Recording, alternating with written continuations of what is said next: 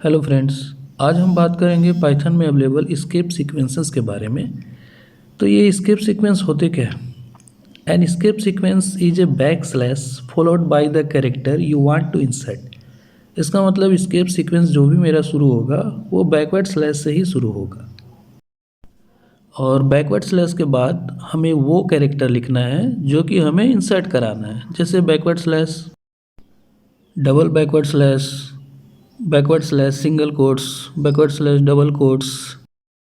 तो आइए कुछ एग्जांपल्स के थ्रू हम इसे समझने की कोशिश करते हैं। तो स्पाइडर को मैंने जो है ओपन कर लिया है, और यहाँ आ गया स्केप सीक्वेंस का सारा लिस्ट। यहाँ आप देख पा रहे हैं कितने तरह की स्केप सीक्वेंसेस हैं, उसका डिस्क्रिप्शन क्या है। तो एक एक करके हम जो है इस सारे को कंप्लीट करते चले जाएंगे। तो पहले हम देखेंगे बैकवर्ड स्लैश एन को। तो पहले मैं जो बैकवर्ड स्लैश एन को जो है वो चेक करूँगा।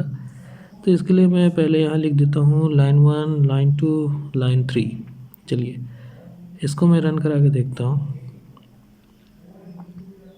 ये बिल्कुल जो है सिंपल आउटपुट आया है, लाइन 1, लाइन 2, लाइन 3। अब इसमें मुझे यूज़ करना है बैकवर्ड स्लैश एन। तो बैकवर्ड स्लैश एन का काम क्या है, यहाँ डिस्क्रिप्शन में लिखा हुआ है बैकवर्ड स्लैश एन का काम है न्यू लाइन। मतलब ये हमको न्यू लाइन में जो है लेकर जाएगा। तो मैं यहाँ पे दोनों में बैकवर्ड स्लैश एन लगा देता हूँ। अब इसका आउटपुट देखता हूँ क्या होता है। देखिए यहाँ पे आउटपुट में आया है आपका line 1, line 2, line 3 different line पे आया। जबकि पिछले बार क्लास में जो हमने देखा था उसमें ये था कि 2 लाइन में प्रिंट करने के लिए मुझे 2 प्रिंट लिखना पड़ रहा था। मतलब जितना लाइन प्रिंट उतना लाइन प्रिंट लिखना पड़ रहा था। बट यहाँ एक ही प्रिंट में जो है हम ऐसा कर रहे हैं कि 3 डिफरेंट लाइन में आउटपुट आ रही है। तो बैकवर्ड स्लैश एन का काम है न्यू लाइन के लिए।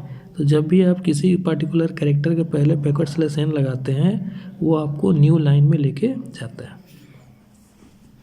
नेक्स्ट हम देखते हैं बैकवर्ड स्लैश। ये बैक स्लैश का काम क्या है, न्यू लाइन इग्नोर्ड। इसका मतलब ये नया लाइन को इग्नोर करता है, नया लाइन को नहीं मानता है, हटाता है। ठीक है, इसका क्या मतलब है अभी समझ में नहीं आ रहा, अभी हम प्रैक्टिकल से देखते हैं। मैंने यहाँ लिख दिया लाइन 1, लाइन 2, लाइन 3 और इसमें मैंने लगा दिया है बैकवर्ड स्लैश।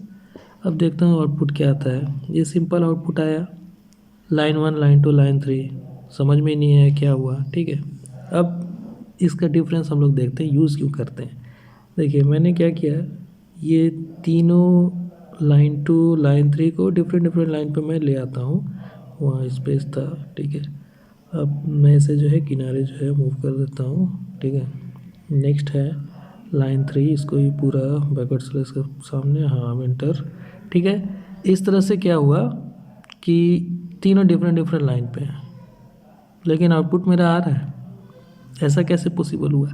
ये पॉसिबल हुआ बैकवर्ड स्लैश से। तो बैकवर्ड स्लैश जो मेरा पहले लाइन में है वो ये कंफर्म कर रहा है कि नीचे वाला लाइन मेरे साथ में ही है, इसीलिए एक लाइन में ये आउटपुट आ रहा है लाइन 1, लाइन 2, लाइन 3। आप देख पा रहे हैं आउटपुट में।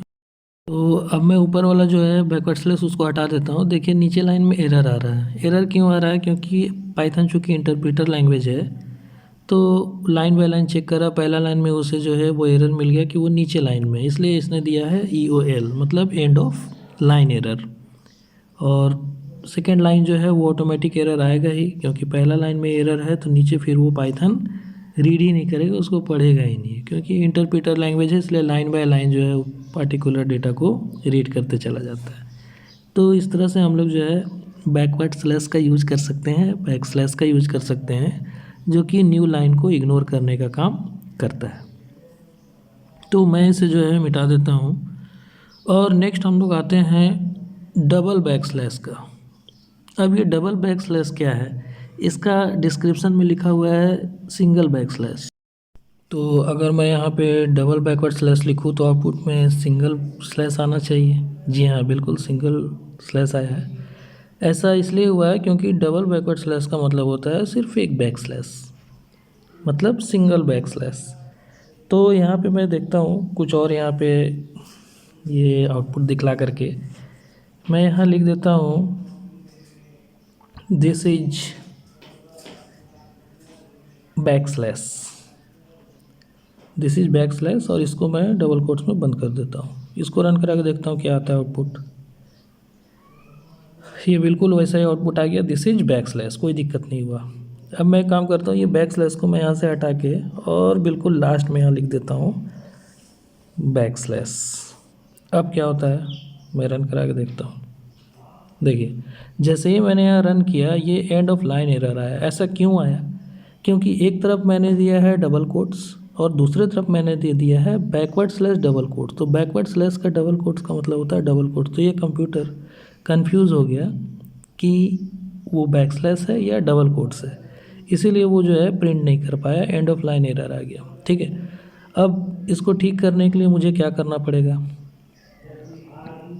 ठीक करने के लिए मुझे डबल जो है बैक स्लैश लगाना होगा। अब देखिए मैं रन करता हूँ इसको, अब एक सिंगल बैक स्लैश प्रिंट हो गया। तो अब हम देखेंगे बैकवर्ड स्लैश सिंगल कोट। तो ये बैकवर्ड स्लैश सिंगल कोट का मतलब होता है सिर्फ एक सिंगल कोट। मतलब कहीं भी अगर हम लिखते हैं बैकवर्ड स्लैश सिंगल कोट तो सिर्फ एक सिंगल कोट आएगा। तो जैसे मैं कुछ लिखने का कोशिश करता हूँ, पहले मैं इसे कमेंट कर देता हूँ। प्रिंट स्टेटमेंट लिख दिया, इसके अंदर मैं लिख देता हूँ इट्स ऑल राइट। ठीक है, इसको मैं इस तरह से लिखता हूँ IT ऑल राइट। तो यहाँ हम लोग पहले भी लास्ट क्लास में पढ़े कि सिंगल कोट के अंदर डबल कोट्स और डबल कोट के अंदर सिंगल कोट्स लिख सकते हैं, बट सिंगल के अंदर सिंगल नहीं। देखिए यहाँ पे एरर आ गया सिंगल कोट्स के अंदर। अब इसे ठीक करने के लिए मेरे पास दो उपाय है, या तो मैं दोनों तरफ डबल कोट्स लगा दूँ तो ये आउटपुट आ जाना चाहिए। देखिए इट्स ऑल राइट आ गया। या तो फिर मुझे क्या करना होगा, यही एस्केप सीक्वेंस का यूज करना होगा सिंगल कोट्स दिखलाने के लिए। देखिए अब मैं इट्स के पहले जो है यहाँ पे बैकवर्ड स्लैश ऐड कर देता हूँ। अब रन करके देखता हूँ क्या होता है। देखिए रन करते ही ये आउटपुट आ गया it's all right. Means escape sequence क्या काम कर रहा है आपको समझ में आ रहा होगा कि किस तरह से सीक्वेंस को स्केप करने का काम करता है, हटाने का काम करता है। तो इसको मैं कमेंट आउट कर देता हूँ और नेक्स्ट आगे हम लोग जो है टॉपिक में चलेंगे वो है डबल कोट्स यूज़ करेंगे हम लोग बैक स्लैश के साथ डबल कोट्स। तो बैक स्लैश के साथ डबल कोट्स यूज़ करने का मतलब हुआ कि सिर्फ एक डबल कोट्स मेरे पास आउटपुट में आएगा। तो चलिए यहाँ पे अब आगे हम करके देखते हैं। इसे मैं कमेंट आउट कर देता हूँ प्रिंट को और आगे हम लोग चलते हैं न्यू स्केप सीक्वेंस में। तो यहाँ पे मैं फिर से एक बार लिख देता हूँ प्रिंट, और प्रिंट के अंदर डबल कोट्स में मैं पास कर देता हूँ back slash double quotes. Output में क्या आएगा? आउटपुट में आना चाहिए सिर्फ एक डबल कोट्स। यही आउटपुट आया, सिर्फ एक डबल कोट्स। तो इस तरह से हम इस स्केप सीक्वेंस को यूज़ करते हैं। तो चलिए हम लोग नेक्स्ट स्केप सीक्वेंस की तरफ चलते हैं। और नेक्स्ट मेरा है बैकवर्ड स्लैश टी। इसका मतलब होता है टैब। टैब मतलब हॉरिजॉन्टल टैब जो कि आपको लेफ़्ट टू राइट ले जाएगा। एक बैकवर्ड स्लैश वी भी होता है जो कि वर्टिकल टैब का काम करता है। तो उसमें आपको कोई डिफरेंस देखने को ऐसे मिलेगा नहीं जनरली, तो मैं बाद में उसको कभी जो है आपको समझा दूंगा। तो यहाँ पे मैं जो है बैकवर्ड स्लैश टी का यूज़ लिखता हूँ। मैंने लिख दिया hello backward slash T world. देखिए आउटपुट में आपका यहाँ पे जो है टैब है, बहुत जगह जो है खाली आपको दिख रहा है, वो एक टैब का डिस्टेंस है। मैं यहाँ से स्पेस को हटा देता हूँ दोनों तरफ से।